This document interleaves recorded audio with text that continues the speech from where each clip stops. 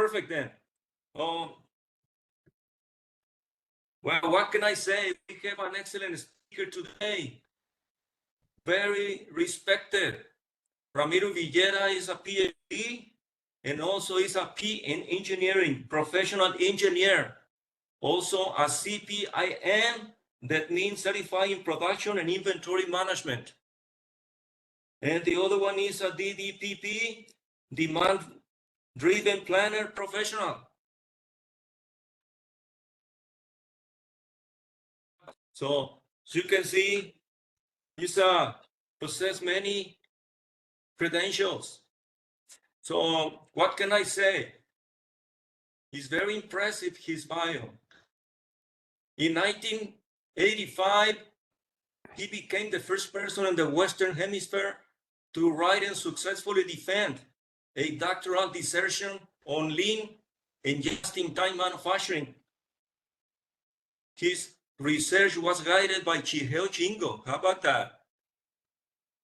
Perfect. And in 1986, Dr. Villeda was invited by the National Science Foundation in Washington, D.C.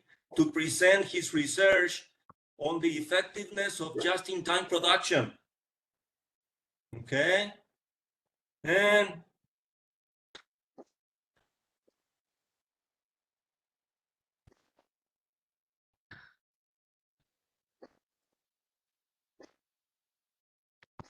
from 1991 to 2018, he led several consulting projects to deploy the Toyota production system.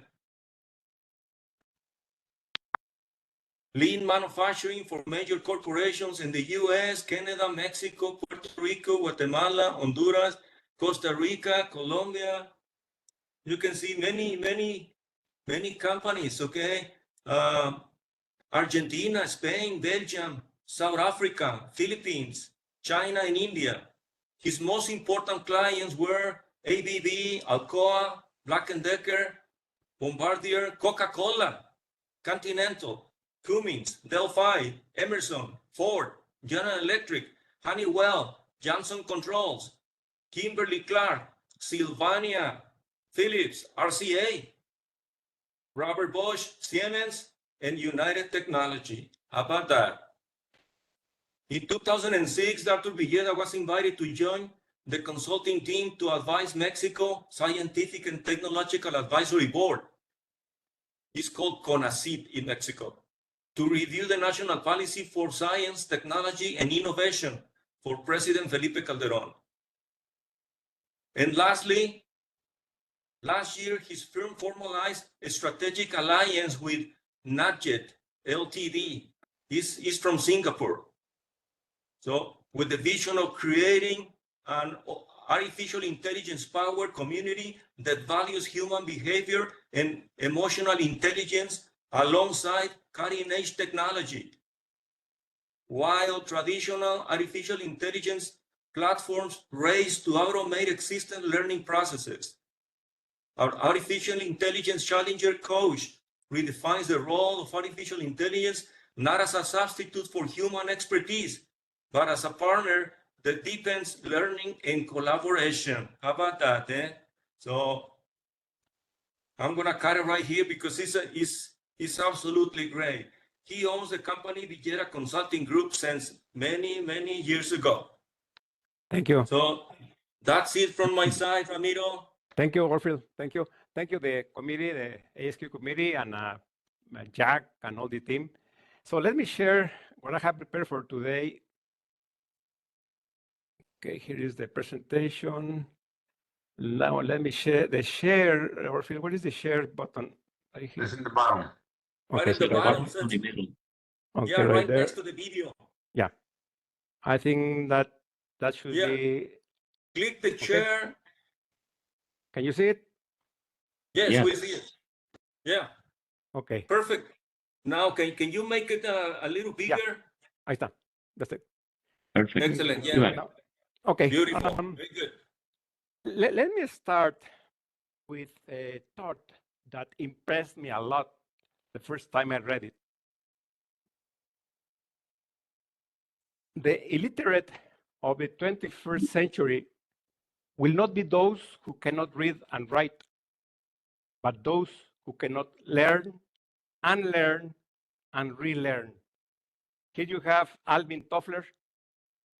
He wrote this in his 1970 book, Future Shock. And he said that for humans, particularly all humans, all this is very hard to learn, but very, very difficult to unlearn. We'll see this issue in the coming slides. And learning is very difficult. I prepared my talk in 3 parts. The first, I'm going to share with you some ideas, some concepts of learning.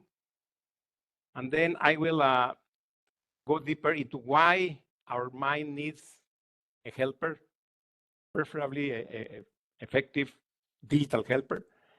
The third section or third part, I will give you a primer on artificial intelligence with an example of a problem, a project that we worked, consulting project, without artificial intelligence. And then we redid it. We was using our AI coach, so you can see the difference. And then I will finish with two recommendations. Is the volume of my voice correct? Okay, can you hear me well?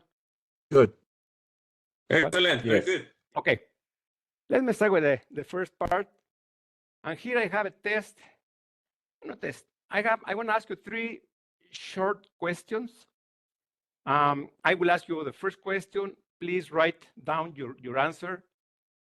And then I'll go to the second question, do the same. And then the third, write your answer. And then I will ask, I don't know, Sergio or Jack or Orfil to tell me the responses to see how you responded. The first question is the following. Number 1, a bath and a ball cost $1.10. The bath costs $1 more than the ball. The question is, how much does the ball cost? Please write your answer, and then we'll go to the second and third questions.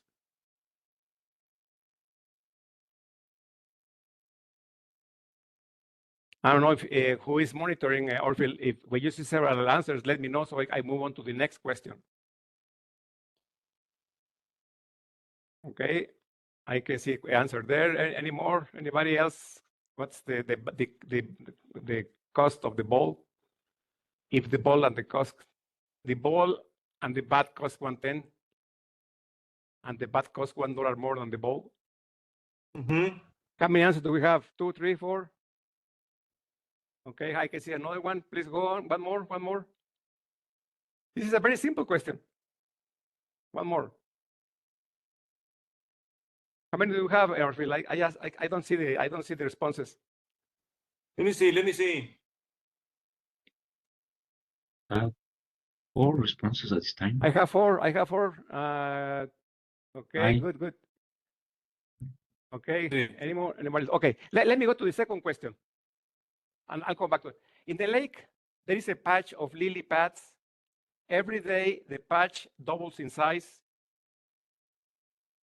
If it takes 48 days for the patch to cover the entire lake, how long would it take for the patch to cover half of the lake? Okay, good. Any more answers? Okay. The Anybody bottom else? line is that we are going to need your help from artificial intelligence. No, okay. A little help. Let me see another 2 or 3 answers. Okay, very good. I saw 2. Anybody else? One. Let me see one more.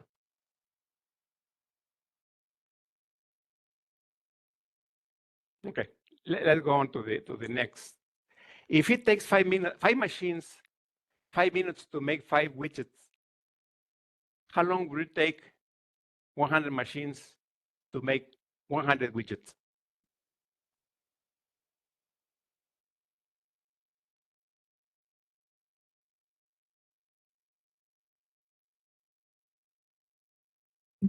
Anybody?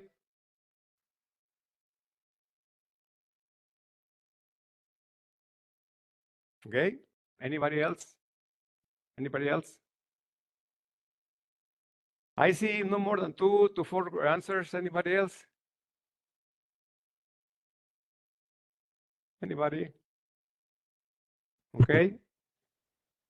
One more. Have at least four responses. Okay. Let me go to the answers. The most common response here is 10 cents. The most common. Why? Because we subtract 10 cents from the 110, and that gives us $1. But if the answer is 10 cents, I mean, the answer is 5 cents. If you subtract 5 cents from $1.10, that gives you $1.05. And the difference between $1.05 and 5 is $1. This exercise measures or help us to separate the people who answer very fast, which in many cases that's the correct response, and also determines or help us to identify people who take their time to think. When we respond very fast for these exercises, we make mistakes. So here the correct answer is 5 cents, which some of you did answer correctly.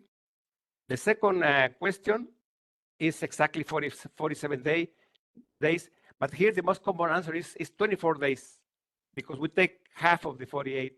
And here, amazingly, most people say 100. If you change this question and you say, if one machine takes 5 minutes to make a widget, if one machine takes 5 minutes to make a widget, how many minutes 2 machines will take? 5. The machine cycle time is 5. But here, most people answer 100. So once again, the name of the test is CRT for Cognitive Reflection Test. And it shows or helps us identify our impulse to rapidly answer a question. And when we answer very rapidly, what Dr. Kahneman, Daniel Kahneman used to say, fast thinking, we make mistakes in this type of questions. Here, I mean, only 3 or 4 people participated, but if you ask to other people, and you'll see how fast people who react very fast make mistakes. Okay, let me move on to learning. There are several levels of learning. An integrated learning system is based on experience. An educable learning system, the rules and the experience is also acquired by instruction. An ELS has 3 pillars: learning from experience, being teachable by instruction, and here instruction means formal instruction. Can be in person, can be online, can be following, watching a video, or even over the phone. But a human being is helping you learn. That's the second pillar. The third pillar is after you learn from experience and somebody teaches you, you combine those ideas, theories, experiences, and you develop new knowledge. So the most complete knowledge level is when we have our experience, we learn by instruction, which is by other human beings, and then we combine and we expand or change our knowledge. Therefore, if we don't have teaching by instruction, then we cannot have the third type of system. In other words, if we are not taught by instruction, we only rely on our experience because we cannot reach the third level of learning. If this is true, I like to ask this question: why your companies invest so little in quality training? Most companies, or many companies, in the last, 5, 10 years, have tried to reduce costs, and the most common place to cut costs is in training. Unfortunately for that, that will leave our employees with only the experience side of wisdom, because by missing or not having the teachable by instruction, we cannot reach to the third level. I'll come back to that in a couple of minutes. But sometimes I am told, no, we don't have time, or we don't have money. There are other reasons why we don't reach that level of quality structure. Okay, now let me add a modifier. Let me identify or define a useful or valuable educable learning system. That system has the following 3 pillars: a person that learns from experience, a learner being taught with high quality instruction that will produce a good or useful combination and application of rules and theories, allowing the learner to keep learning and chaining more knowledge. So this is our ideal stage, or our ideal situation or mindset in terms of learning. Unfortunately, there is another type of educable learning system which could create a person who learns from experience, but is being taught with poor quality material. Today, it's very common that people are taught using online information that many times is misinformation or disinformation, which produces at least a person with no critical thinking abilities, and at worst, a shackled and easily impressionable fanatical person. If we get the second pillar of an ELS, and is the structure is with poor quality material, we end up worse than we were. In other words, if we cannot afford a good quality instruction, it's better to stick to our own experience. So this is the best, this is second best, and this is a far away third place. I'll come back to that with one example at the end of the talk.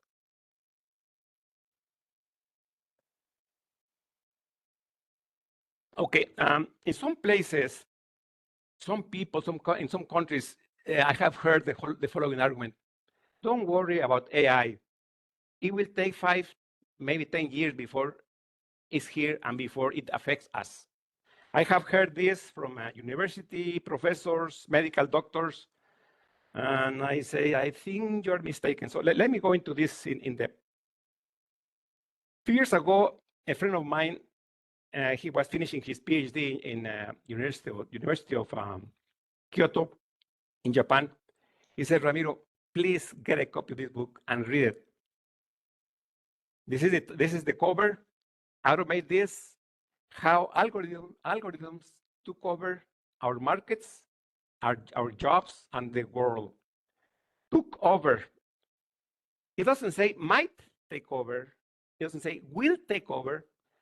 And this book was published in 2012. So in some areas, in some countries, since 1912 or 1911, some areas have been taken over by algorithms. I was reading a research paper, and I read something like this.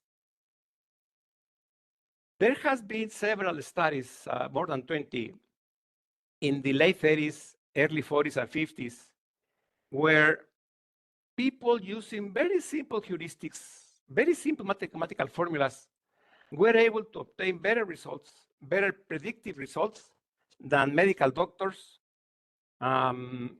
university counselors, military recruiters. These people using a simple mathematical formula were able to beat experts in predicting some outcomes. I couldn't believe the information I was reading, so I decided to find the book. I found the book, I analyzed it, and let me share one story to explain this point. 100 Harvard entering freshmen were analyzed to predict the grades they will obtain at the end of the first year in Harvard. One group of researchers used only 2 indicators: high school rank, and college board examination scores. And with those 2 variables, they calculated the probability of success at the end of the first year. 3 experts that were employed by the dean's office, one person had a PhD, used those previous 2 indicators plus 3 more, which were letters of recommendation, information on extracurricular activities for each student, and a statement by the student as to his or her reasons to come to Harvard. So here we have an experiment where we have, on one hand, people trying to predict the outcome of a success in university using 2 simple numerical scores, and another group of experts that were using the same 2 scores plus three more. The formula used by the first group of research, okay, the criterion to be evaluated were the grades at the end of the freshman year. Both approaches yield similar results. The study was done in 1936, almost 90 years ago. And here are the formulas. Here you have the formula used by the first group of researchers. Probability of good grades is a function of the high school rank multiplied times a weight plus the college board examination scores multiplied another weight. And that's it. As a matter of fact, the book, in all the 20 experiments, they explain that to calculate this probability, they were using clerk with high school, just to input the numbers and make the computation. Now, the 3 members of the dean's office had to do a much more complicated calculation. Probability of success was a function of high school rank times a weight plus college board examination scores times a rank plus letters of recommendation times plus. I don't know, how can you place a number or a weight on letters of recommendation? How can you place a number? How can you grade numerically a student statement? This is one of the 3 experts, the second, and the third. Now you combine the 3 of them. I don't know if you're getting the idea, but the second experiment was so complicated, so time-consuming to yield the same results. Now, the first expert had a PhD, so maybe they had to weight his or her prediction with a stronger weight. So right here you have this is the bottom of the story. 90 years ago, it was found that when you try to use the expert's opinion and manipulate qualitative variables like letters of recommendation or student statements, is very, very hard. It's better and easier if you stick to what you can manipulate numerically. So the book has the following conclusion. Out of the 20 studies, in 2 of them, the clinical approach was slightly better. 3 studies yielded the same results, similar results, which is the case I just explained. But in 15 studies, the statistical method was superior. Not only superior in results, much cheaper and faster. One country that has exploited deeply these findings is Israel. Daniel Kahneman, in the early 50s, he knew about these experiments, and he convinced the military was using something similar to this, the military in Israel, to recruit people and then to assign the recruits to the Air Force or to the Army. And Kahneman said, no, doesn't make sense. Don't use your gut feelings, don't use your perception, just use numerical grades, numerical rankings. The military, the generals push back badly, but Kahneman had the support of the prime minister, which support him. And that's the secret, one of the secrets of the effectiveness of the Israeli military, using strong numbers.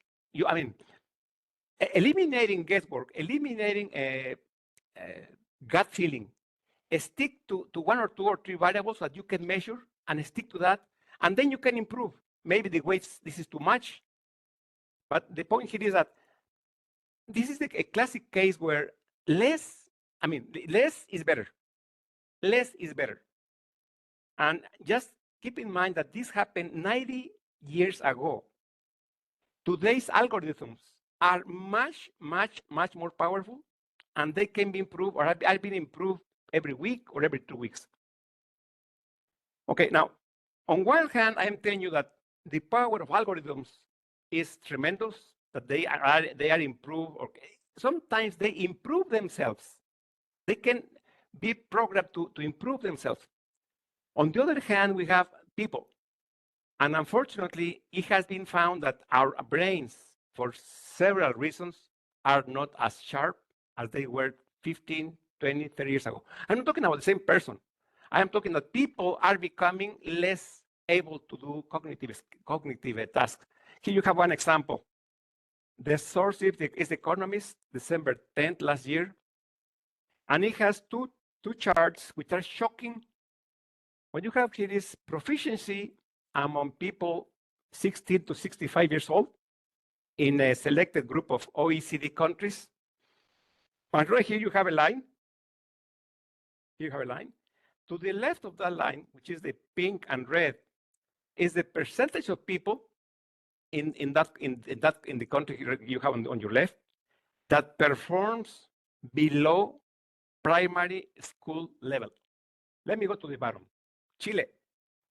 Chile has more than 50% of its population, 16 to 65 years of age. More than 50% of those people in Chile perform below a primary school graduate. And in numeracy, it's even worse. It's like 55% of Chileans perform below the level of a primary school level. Now, this is the second tragedy. The best education system in Latin America, or I would say the least worst, is Chile. If you place here other Latin American countries, they're even worse than Chile. So here we have two problems. On one hand, algorithms, AI, are moving and improving very fast, sometimes overnight. On the other hand, we have people who went to school, and after 10 or 15 years, they are worse off than when they graduated. 2 days later, the Economist published another follow-up article with the reasons, the possible reasons for that decline in cognitive capacities. One reason, which I think is true and makes sense, in some countries, immigration. More immigration, people who come to the country, they don't know the language, so they get behind. It's understandable.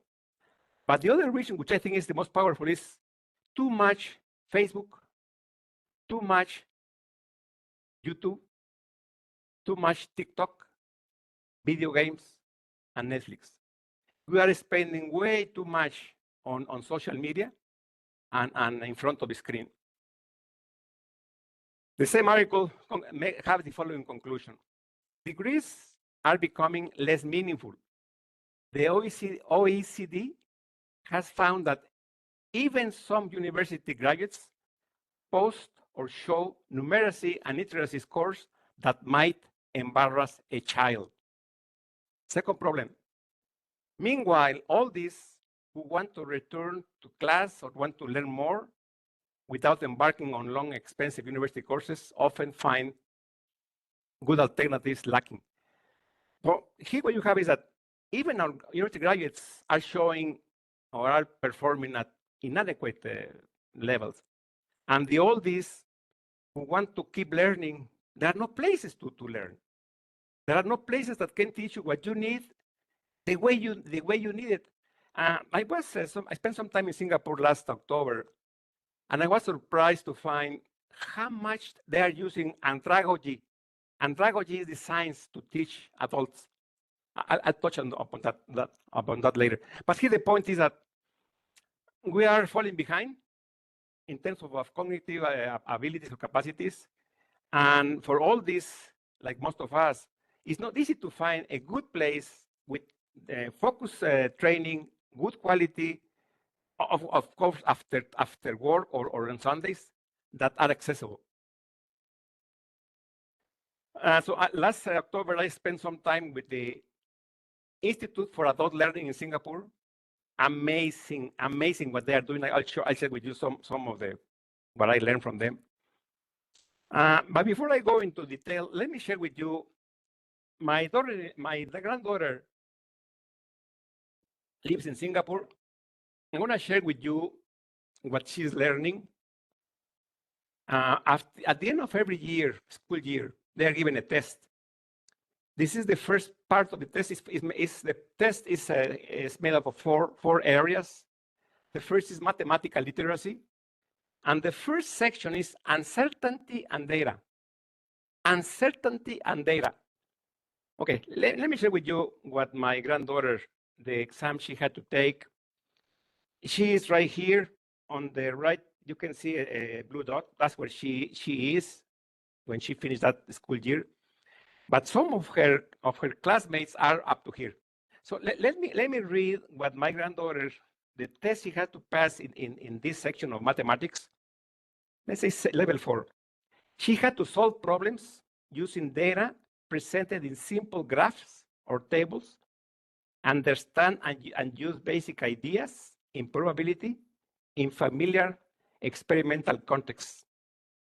Her classmates, she or he had to locate statistical information presented in a variety of forms, understand basic statistical concepts, and solve probability problems in familiar contexts.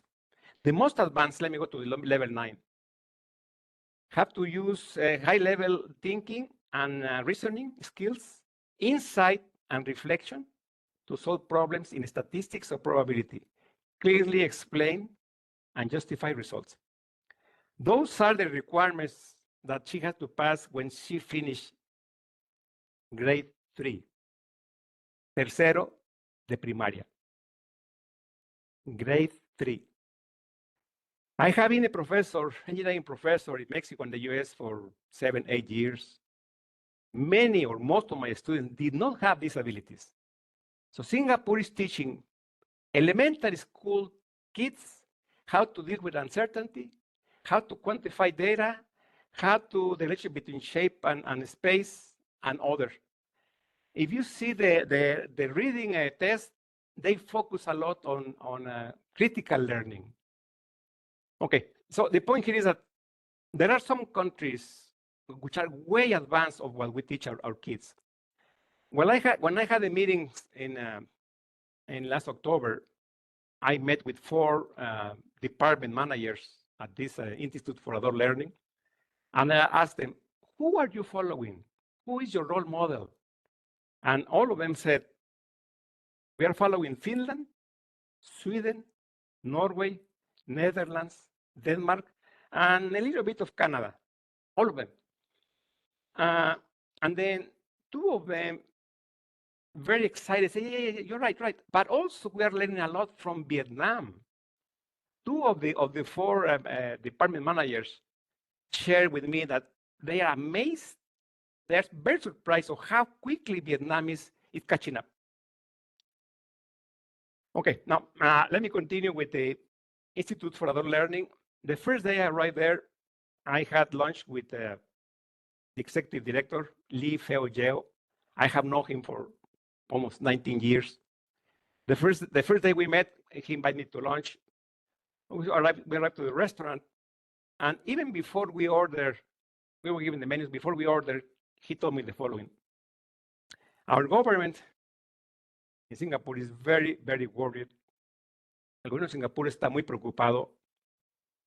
He said, because people who are working right now, who are in their 40s, in 5 years, those people, many of them will be unemployed.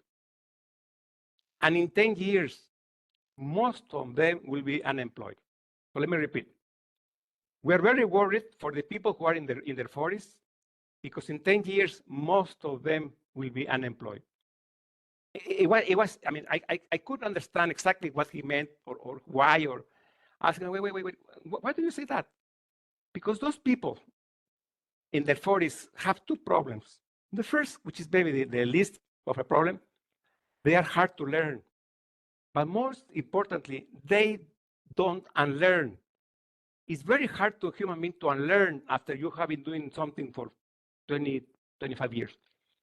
So we are working on them. We're focusing our battery, we're focusing our efforts to try to change the mindset of those people so they become flexible, curious, and able to unlearn so they can learn. In order to understand better what he meant, I said, okay, what about the people in their 30s? He said, no problem, Ramiro. Those people who just recently finished school, they are very well educated, they are very open, and I can see that with my daughter-in-law. So people in their 30s, no problem. They might struggle, but they will change, they will adapt. And then I asked to leave, what about the people in the 50s? Say, forget it. Forget it. Not only that they will not unlearn, but we're having a terrible time for them to learn, even with our instructors. We have instructors which are in the late close to 50s, 60s. Very hard for them to teach the new technologies. So I asked, what do you want to do? Nothing. The people who are in their 50s, in 5 years, they will be close to early retirement, reaching 60 years of age. So they will take early retirement.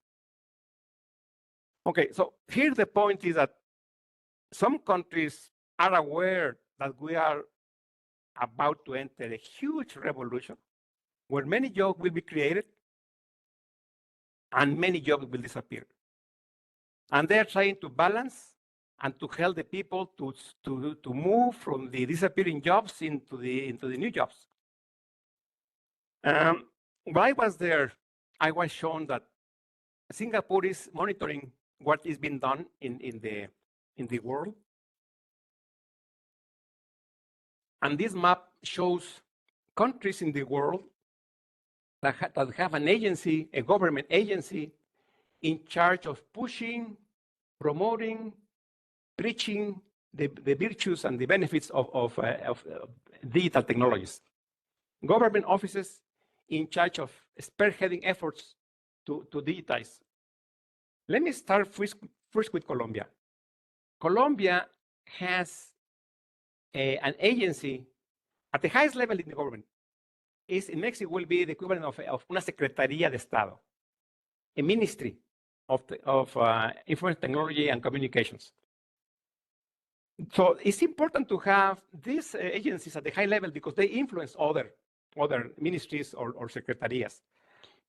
Colombia last year had 1,215 employees in this ministry. Now let's go to Singapore. Singapore only has 5.5 million people, and they had a very high level organization with almost 4,000 employees. Let's come back to the United States. The United States has 7 times more population than Colombia. And here we have the United States Digital Service, which is an advisory organization. It has no power over any other government agency. They can do whatever they want. Nobody will listen to them. And after 10 years, this advisory organization has 196 employees. So let me repeat. The United States has 7 times more population than Colombia. And it has 1/7 the number of employees at a very low, very low level in the government, which almost no effect on what the government is doing. I mean, the society is doing. Society. This is a agency or a organization to promote in society the benefits of digitalization. Now, let me go to the United Nations e-government. What you have here is how digitized are the governments, e-government. And the ranking is for 2024. Last year, the US was number 19, Canada was 47, and Mexico was 65. Let me go over the top 23. So here we have the United States. Let's see who is ahead of us, which is better than us. Bahrain, Spain, United Arab Emirates, and Saudi Arabia. Some people have told me, it doesn't matter really because we have big corporations such as Microsoft, Google, Meta, My answer is yes, it matters, because those companies are making lots of money and we are ignorant. Decisions are being made and we are not even aware of that. Okay, now let's move on to the artificial intelligence mini primer. And first, I want to explain the Turing test. Can machines think? Can machines imitate human intelligence? The first time that we believe that the computer fulfilled the Turing test was in 2001 in St. Petersburg in Russia, when Vladimir Veselov, Eugene Demchenko, and Sergei Ulasen developed perhaps the first chatbot to have a claim to pass in the Turing test. There is a controversy. Some people say yes, some people say no. Okay, let's move on to January of 2025. And here I have an excellent editorial published in the Financial Times, which is considered the best newspaper. The editorial was written by Martin Wolf, which is considered the best, the most senior journalist in the world. And his opinion piece he entitled, "We will have to learn to live with machines that can think." According to his piece and other experts, right now, today's chatbots surpass the Turing test. And it has, this phenomenon has two sides like a coin. On one side of the coin, the impact of artificial intelligence on productivity could be epoch-making. We could drastically increase productivity to increase our standard of living. And Martin Wolf provides this chart. It shows the US, UK, Japan, and Germany, and it shows the total factor productivity. And you can see right here on the left that in the late 50s, 60s, and 70s, we will live a golden age in terms of productivity. Those of you who are old enough, you might remember in the 60s, life was easy, life was fun, life was affordable. Not anymore. Now look on the right. How many countries in the last 30 years or 40 years, look at right here, all that you have right here, there's no growth of productivity. It's a decrease in productivity. We have gone into reverse. All of these lines right here are not only holding the productivity gains, but they are going in reverse. The other side of the coin is this chart. The source is Goldman Sachs, 2023. 2/3 of current occupations could be affected by AI. The least I can say today is 2/3 of current occupations will be affected by AI. This could has become into will be affected. The questions I have is, okay, yeah, it makes sense, and yeah, I think we need to do something, but how to start or where to start? There is no guide on how to use AI. It's so new. We are all learning by experimenting. What I can give you are 4 principles for co-intelligence. The first, always invite AI to the table. And the meaning is the following. No matter what you do, you could be a writer, you could be a poet, you could be a painter.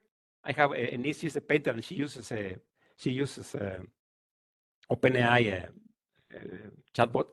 You could be a chef, you could be an engineer, you could be a medical doctor, an architect. It doesn't matter what your profession is. You will benefit a lot if you use the correct AI to do your work or your research.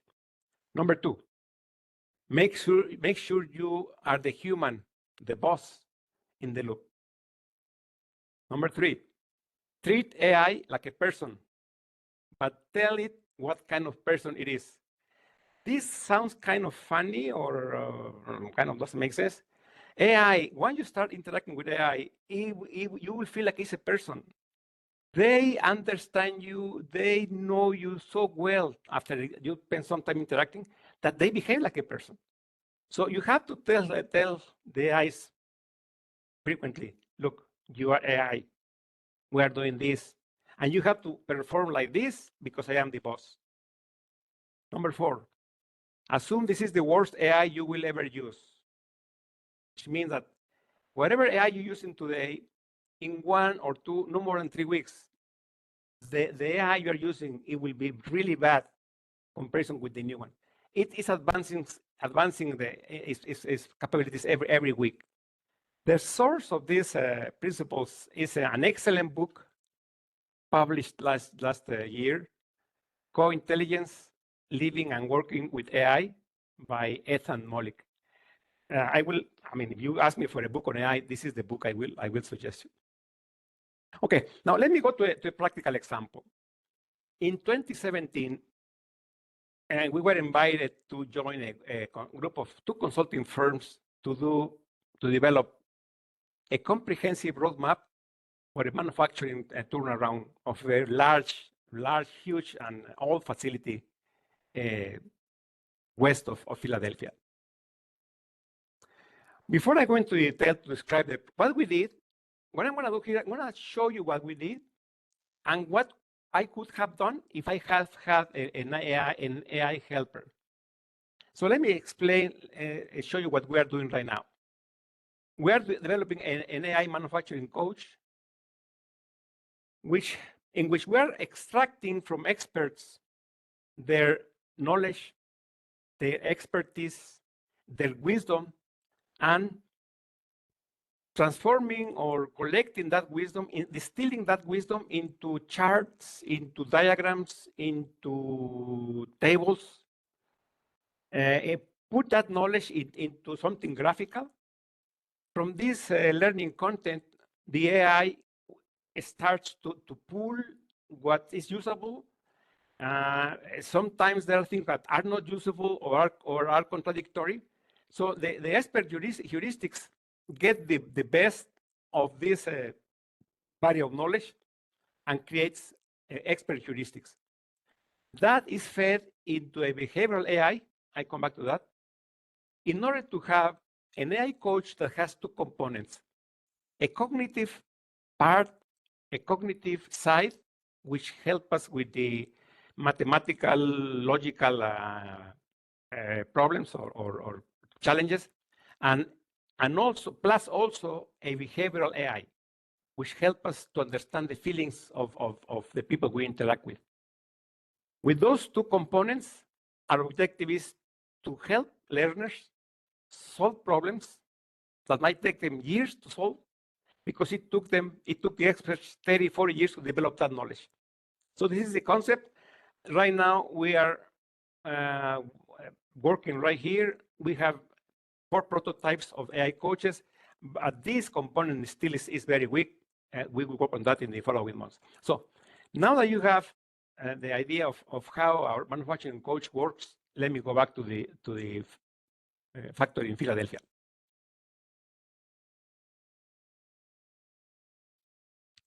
We were a team of 5 consultants. 2 reported to one firm. One firm sent those 2 gentlemen, and I was part of the other 3. None of the 5 of us had worked together. It was the first time we were working together. So 5 consultants working for 45-hour weeks. That gives us a 900 consultant hours. That's the cost of the consulting cost. But also there are other costs.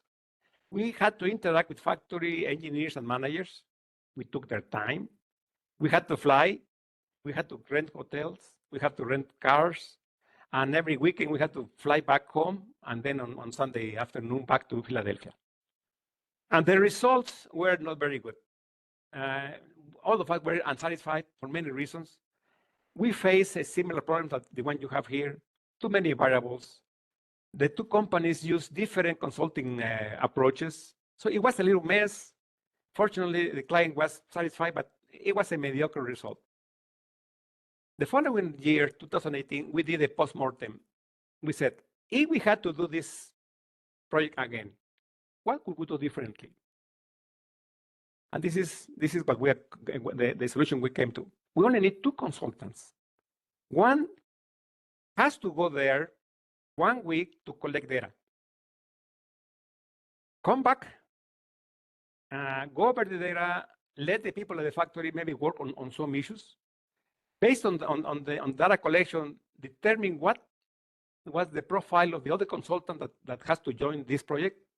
And the 2 of them, a team of 2, go back 4 weeks, 45-hour weeks to do the job. This approach gives us roughly 400 hours, consultant hours, with less time wasted for the factory managers and engineers, less money on flights and hotel rooms and meals and rental cars.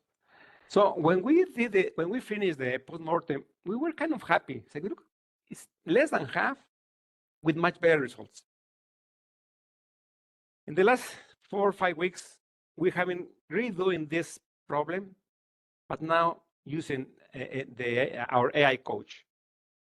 We kept most of the data, so we just had to feed the model to see what's different on what will be different if the project was done by the AI coach versus human consultants. Let me go over there. I hope you can see here on the upper left, you have, this is the screenshot of the AI coach. I will show you several screenshots to guide you on how we use this AI. Prototype assistant AI for manufacturing to test reasoning ability for manufacturing challenges. And here is the first question. I am designing a production system with line A with 5 workstations, A1 through A5, line B with 4 workstations, B1 up to B4, both feeding line D, which has 3 workstations. The system bottleneck is a workstation D1. And here is the question. Regarding its slack capacity, which are the most important design considerations? And we emphasize we want to minimize working process. So this is what the question we asked the AI. Right now, we can feed the AI, we can feed diagrams, we can feed the bill of materials, we can feed charts. In 2, maybe 4 weeks, we will be able to feed videos to the AI, so the AI can watch the video, can watch the diagrams, plus the information given to give us a response. And here you have the response. This is the question, here is the response. Okay, I understand. You're designing a production system with 2 lines A and B feeding into 3rd line D. Line D's workstation D1 is the bottleneck. You are asking about the most important design considerations regarding the slack capacity in the system. And then it asked me 6 questions. Let me go over the most relevant. Number 2, why are you specifically focusing on slack capacity? Are you trying to buffer against disruptions, prepare for future demand increases, or something else? Another interesting question is, what kind of buffers, if any, currently exist between the lines or workstations? How large are those buffers if you have them? And then here I respond to the AI. Let me go to number 2. We need to know how to assign or design a slack capacity to minimize the disruptions created by station D1, the bottleneck. It has 10% less capacity than the station A5 and B4. And then number 4, I emphasize this is our question: where to position and how large the buffers should be. And then I have the response. Second set of response or answers is buffer placing and sizing. And I like this very much. The buffer should be large enough to absorb fluctuation. I like it for the reason that in lean manufacturing, we have learned that lean manufacturing is complete and total elimination of waste. You should never have inventory anywhere. You should never have extra labor. And that's correct in a perfect world. In a perfect world where machines don't break down, where suppliers always deliver on time, where there are no tariffs or threat of tariffs, where you have very short lead times. Okay, I'll come back to that. And then keeps giving me more other suggestions about cross-training, the importance of having a floating labor pool, and others. And then, okay, now let me go to a different part of the factory, and with different type of process. I run a manufacturing facility with lots of lengthy setups. The machinery is mostly punch presses, molding machines, wire cutters, and soldering machines. Given the current market nervousness, we are running a smaller and smaller batch sizes. Please help me design a strategy to maintain our throughput and profitability levels. And here are the responses. Number one, I love it. Regarding, this is the first, the AI gave me six or seven different questions, but the first was right here. Market nervousness, quote unquote. Regarding market nervousness, could you elaborate on the source of this nervousness? Is it related to tariffs on raw materials, uncertainty in demand due to the economic factors or geopolitical factors, or something else? And then again, number three, what is the average batch size compared to what it used to be before the market nervousness? This will quantify the extent of the batch size reduction. Let me share with you something. While working with this AI, I came to realize that I have never had, or very few times in my consulting life, an interaction with a consultant so smart and so focused that in one or two screens, it will tell me huge amount of information. So it's not only smart, but very concise, goes to the point. Now we go back to the previous process where we had several lines. The AI gave me what I had to do. And at the end, the AI thought that it was desirable to emphasize his approach. So after the AI told me what to do, I had the last paragraph. Why this approach? This strategy focuses on maximizing throughput by keeping the bottleneck D1 running smoothly. By buffering before D1, you ensure it's never starved for work. The strategic use of readily available labor allows you to quickly respond to disruptions. I like this line so much for several reasons. One, what it's telling you is it's okay to have available pool of labor. I'm not saying have lots of labor everywhere in the plant. I'm saying have additional resources, labor, materials, maybe machinery, that you can deploy strategically to protect your bottlenecks or your critical operations. In lean manufacturing, we have been told, no, that's a sin. No extra. And I think in lean, I have seen that lean has wins many battles, but loses many or most wars. So here, the fact that we could use extra labor and we could move it around became a strategic advantage. So once again, the AI is not contaminated by the principles of lean, so it uses resources that we would use if we were not so much contaminated or so much affected or blindsided by lean principles. Once again, I'm not saying you should have extra labor everywhere, extra inventory. No. If you know demand-driven MRP, the management MRP tells you exactly where to use material buffers, capacity buffers, or time buffers. And since this is run by the computer, it will adjust those buffers automatically. So here my point is, the AI not only did an excellent job, but also was able to break with tradition and go back to common sense and remind me that we can use resources that in the short term, or at least locally, look bad because we go above our budget. But for the corporation, it makes a lot of sense. Okay, so in summary, here we have the project, the way we did it. Here we have what we thought we could have done it better.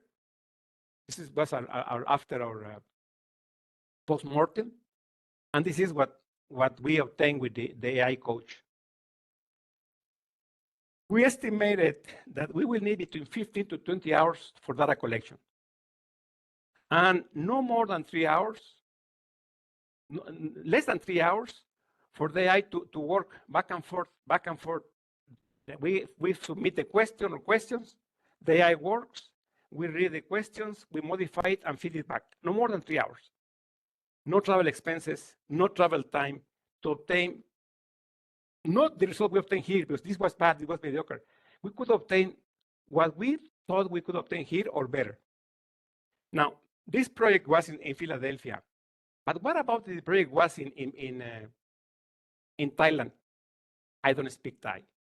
Or Vietnam, I don't speak Vietnamese. Northern China, I don't speak Mandarin. Guangdong province in China, I don't speak Cantonese. However, at this moment, our AI coach speaks, reads, and writes and understands 50 languages. So here you have a resource available to you 24/7 in 50 plus languages, no bathroom break, no coffee break. When we finish with the AI for this data, we told the AI, look, now we need you to summarize your recommendations for 3 groups of people. Do a summary, no more than 2 pages for supervisors and shop floor people. Do a summary for managers of all the departments, maybe 5 pages, and do a 1-page summary for the plant manager and top executives. The AI did it, and it already had the emails, and then we said, okay, now email it to all of them. So at the end, the AI became a secretary or an assistant. Not only help us do the work, but in the end, it made 3 sets of summaries and even process the emails. So on one hand, we were so happy to see what we can do, but on the other hand, we are thinking, if we are the people who use this resource and improve this resource, wow. But if we are the people who don't know what type of thing we can do with AI, if we still believe that this will take 4 or 5 years before we see it, we'll be in big trouble. It's 4, maybe 6 weeks. Our AI coach will be like this little avatar, where you will see the avatar, you will speak to him, he will speak back to you, and in maybe no more than 4 weeks, when you speak back to the AI will detect your voice. Is it strong? Is it confident? Is it dubitative? So the AI will detect how you're feeling with what he's telling you, or it is telling you. So it can adjust the delivery of the solutions or recommendations based on your reactions. In Singapore, at the Institute for Adult Learning, they have some rooms where they have cameras that when you speak, they detect, the microphone detect your speech, your feelings, but also measure your non-verbal reactions in your face and hands. During COVID, several US companies were using those cameras to interview online. Those cameras could read your mind, even while you were listening, could read your gestures, your movements. The first phase of our project is to have the AI experts. The second phase, once we have enough users, is to help those users, those learners, to connect with people with similar problems, similar challenges, similar backgrounds, if they want. And we're going to create AI facilitators to help connect and to monitor and mediate those meetings. So our objective is that our learners learn from the expert or experts, and also learn from other colleagues, other peers, with the help of an AI facilitator.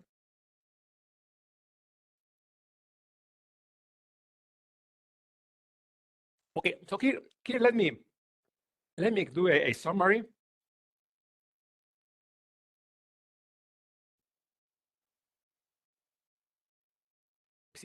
How are we doing in terms of time, Arfil? How much do I have? 5 minutes? Yeah, sure. Yeah. Okay. So let me do a summary here. The first part, what we learn is that for the human mind, particularly for adults, and learning is very, very, very, very difficult. And that's why in many companies don't want people over 45 or 50.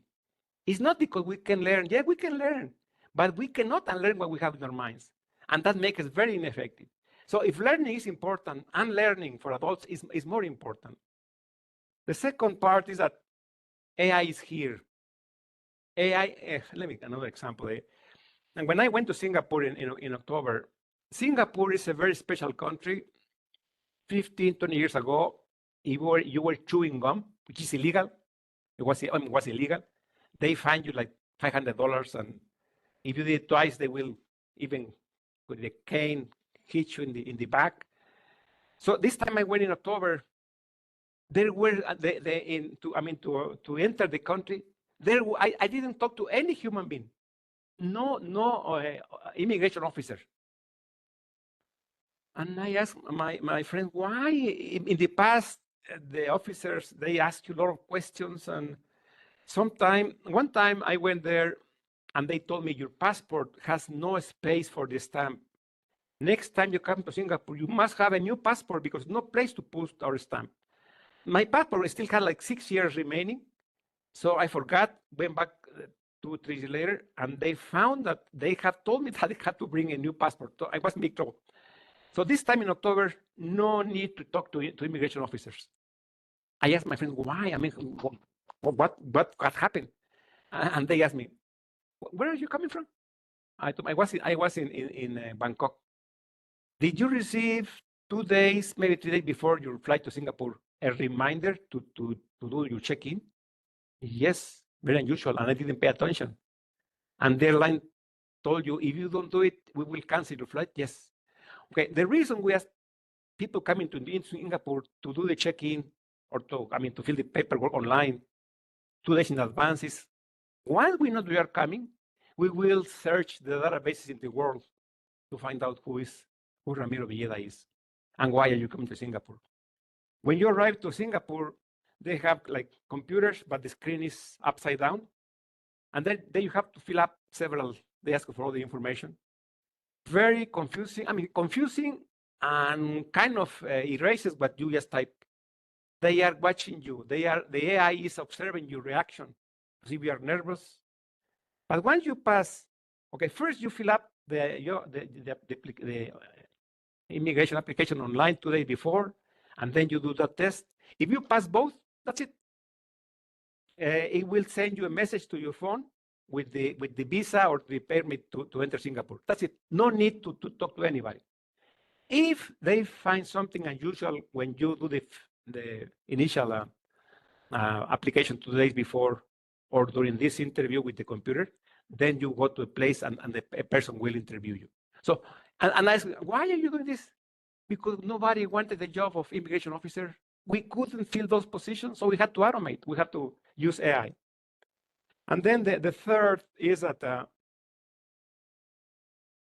up to now, I was not convinced, but in the last 2 or 3 months, I have seen so many things that I believe the following: no matter what you do, I mean, I'm talking about people who are still active, working part-time or learning, AI will make your life much, much easier. Okay, let me go to the recommendations. I want to ask you, and I need your help, Sergio and Jack Orfield. What's the major difference between rats and people?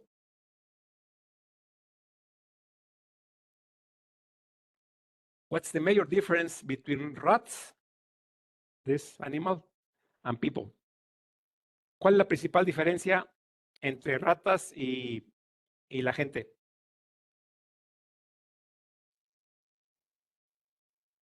Humans are rational. Okay, good. Okay, brain capacity. What else? Let me have 2 or 3. Very little. Not you are like the people in Guatemala. Guatemalans, they are very smart. Most of them are Mayan people, but they never speak up. Never ask questions. Major difference between rats and people, besides brain capacity.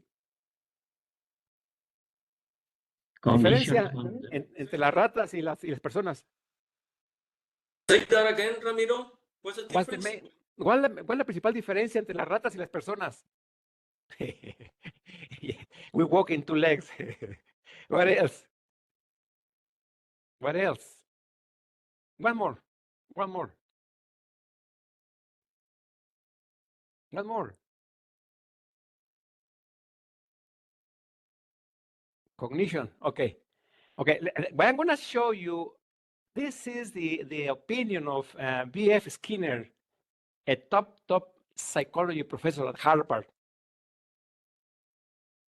that rats learn from experience.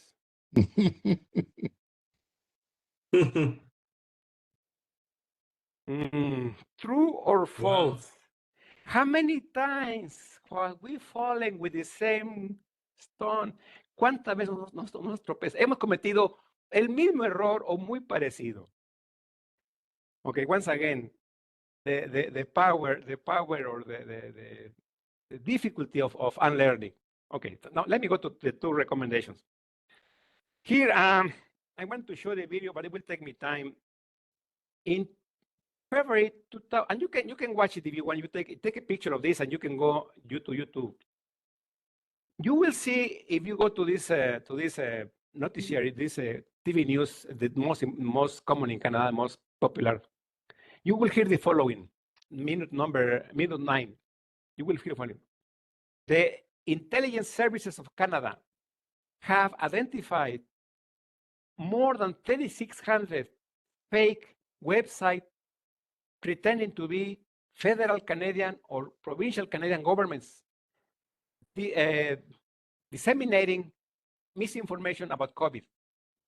And we were about 9 to 10 months into COVID, and already there were over 3,600 websites paid by other countries, by some countries, to disseminate garbage about the vaccines. That was 2020.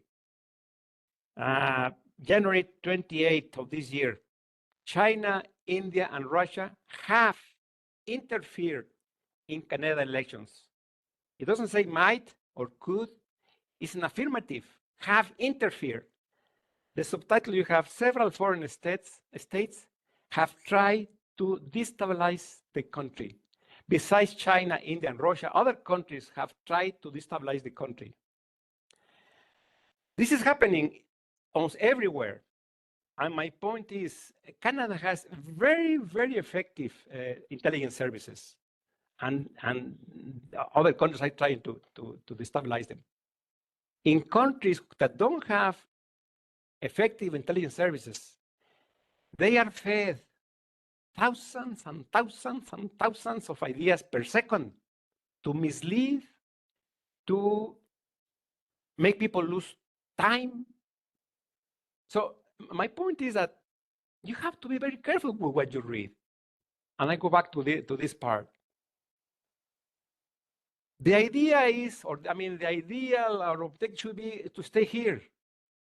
If we cannot stay here, we will have the money or time, then go here. Use your experience. Avoid this part. And let me use here, I'm gonna help myself with the thinking of the Greek philosophers, Plato and Socrates. They said, we humans should aim for Sophia. Sophia is wisdom in Greek.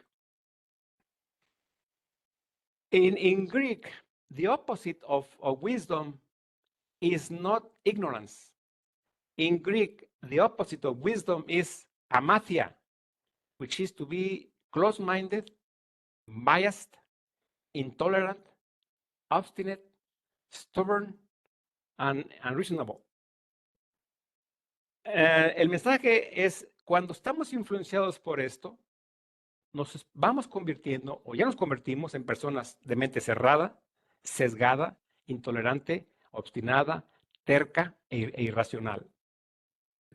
If we cannot aspire to reach or to be in the road to wisdom, okay, at least let's find or let's look for agnoia, which is ignorance or not knowing yet. So once again, countries who don't have a strong intelligence services, countries who don't have internet police like Sweden and Norway and Denmark, its citizens are constantly fed garbage and garbage and garbage that the people enjoy it and they spread it to their friends and relatives. So my point here is, if you cannot access quality education, quality materials, don't resent the stuff you get from free, from cheap sources. Okay, the last one. And this is, okay, what I'm trying to explain here is at the personal level. And here is as a society. We, the public, need education on AI so we can pressure and influence for an aligned and inclusive future as informed citizens. The unemployment problem we have, and it's maybe in 1 or 2 years, is horrific. And unless we start doing something, we're going to have lots of people unemployed. And we're going to miss the technology or the digital boat. Today's decision about how AI reflects human values and enhances human potential will reverberate for generations to come. Thank you. And if we have questions, comments, let's open the microphone. Orfil, Sergio, Jack. Questions, comments? Excellent presentation, Ramiro. I'm very impressed with your presentation, very educational. Thank you so very much. I took a few notes. Unfortunately, one of our representatives from the student chapter at UTEP had to leave, probably because he had something else to do. I told him that it was limited for their time, but we told him, I told him at least that all these meetings are recorded. So Okay. hopefully he'll be able to finish he found it very interesting, and he wants to share it with his fellow students at UTEP. I had something that it's not really a question, but it's more of a statement that it blew me away. There was countries in that chart that you showed us for the countries that, as far as the numbers that you showed us for. You saw with the real we have Okay. photography pricing. I'm sorry, somebody else is speaking. That's why. Okay, perfect. And so much. Retail is what we do. So you have time to do you. First time it's time to get $100 extra in terms of Okay, Okay, please close your mic. Let Sergio. What your comment? Michael, can you mute your?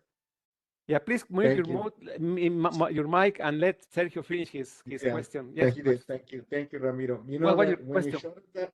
when you showed us that, it was a statement more than a question. Like I said, it surprised me that some of the countries on top of ours, in Japan, England, and Germany, You know, by the way, I totally agree. You know, I'm not disagreeing with the statement that you presented, but I can't believe those countries probably have as much have been influenced as much by social media and TikTok as the United States, and yet they're doing they're doing something different Yeah.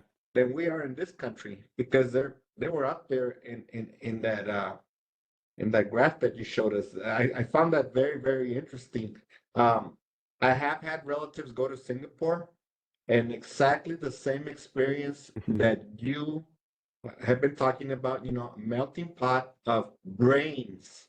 That's Yes, exactly how they describe, that's how they exactly. describe Singapore. And they, every single one, the first exposure that they have for their artificial intelligence, their technology is the airport. As soon as they get there, they're like, I can't believe this, you know.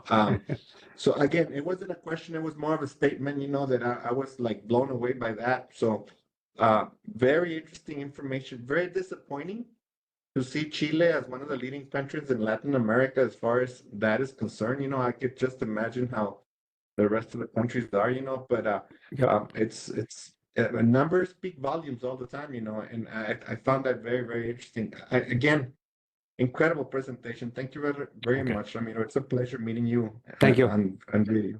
Thank you. Any other questions besides Sergio's?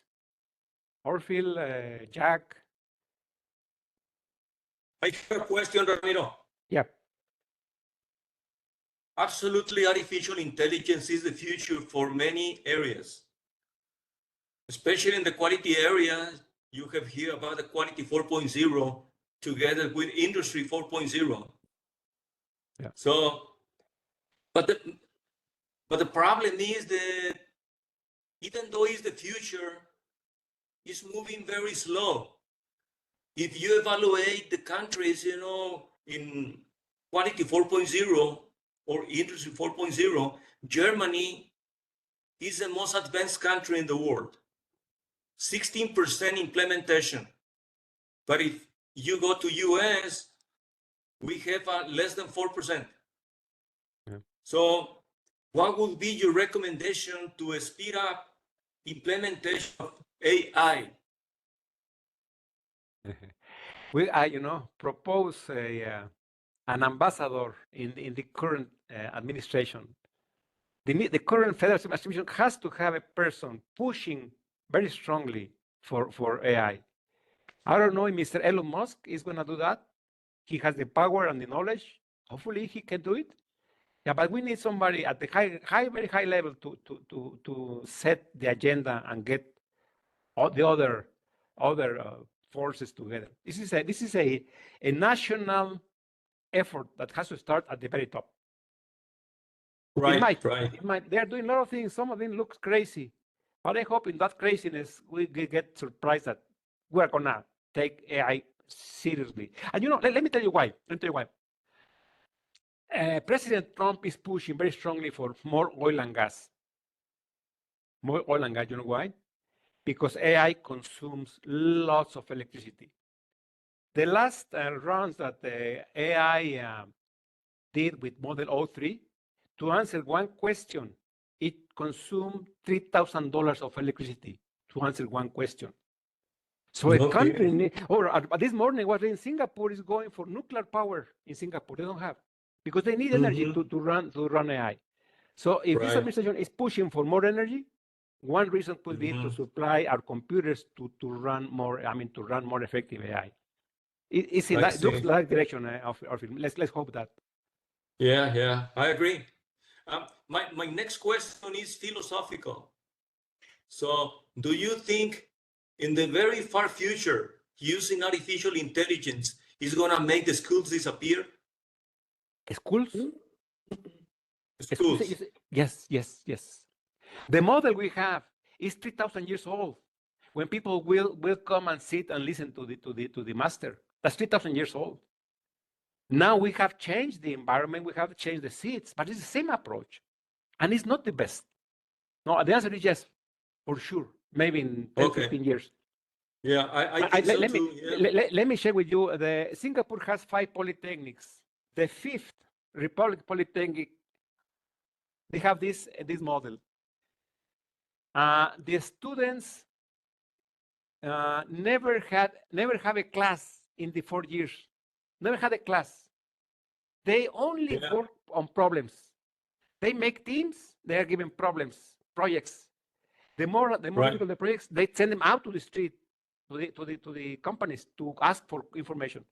But they never receive a class. So that's another way of teaching is I give you a problem. There are some people who might help you with the problem, but you're going to solve it. Our model is I will say something, you memorize it, you pass an exam, and that's it. Yeah. Close book, memorize. That's useless. I have to give you skills, teamwork and problem solving. Yeah. Yeah, you can see engineers, 5 years later, you ask them, something about engineering, and they say, well, I took the class, but I don't remember anymore. I forgot. Okay. I forgot what I memorized. Yes. So then you are not an engineer anymore. Yep.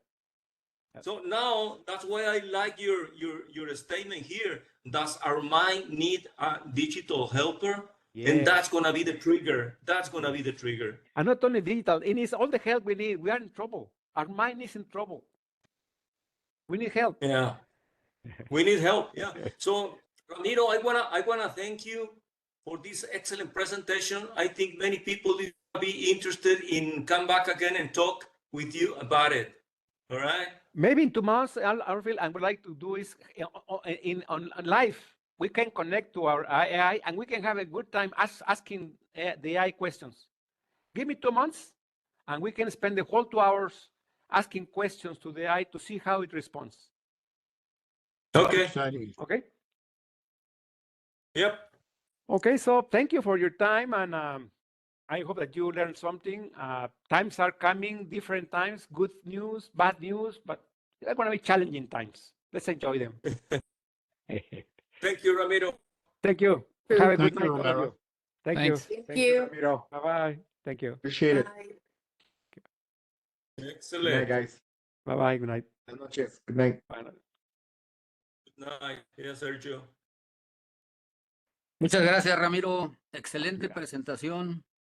Qué bueno que te gustó. Estamos en contacto. Mucho por aprender y hay que ponernos a trabajar y a documentarnos para estar por lo menos con conocimiento de causa para poder hacer frente a esta nueva realidad que ya tiene tiempo, ¿no? Pero que vamos muy atrasados. Sí, sí, José Luis, pero sobre todo recuerda que la fuente, José Luis, si la fuente no es buena, mejor no la veas. Usa tu sentido común, usa tu primer nivel de inteligencia o de aprendizaje y sostente ahí. Cuando permites que llegue la contaminación de la simulación, tu capacidad cerebral se atrofia. Sí, lo que capté ahí. Sí. Gracias. A ver, Ramón, está viendo que dices que sí. ¿Algún comentario? No vi tu comentario, Ramón o Héctor Estrada. A ver, alguien más por ahí veo que está queriendo hablar, no sé, bueno. Bueno, ok, entonces, pues gracias y seguimos en contacto. Hope to see you in 2 months with a live exercise on using the AI. Excellent. Thank you. All Bye-bye. right. Thank you. Thank you.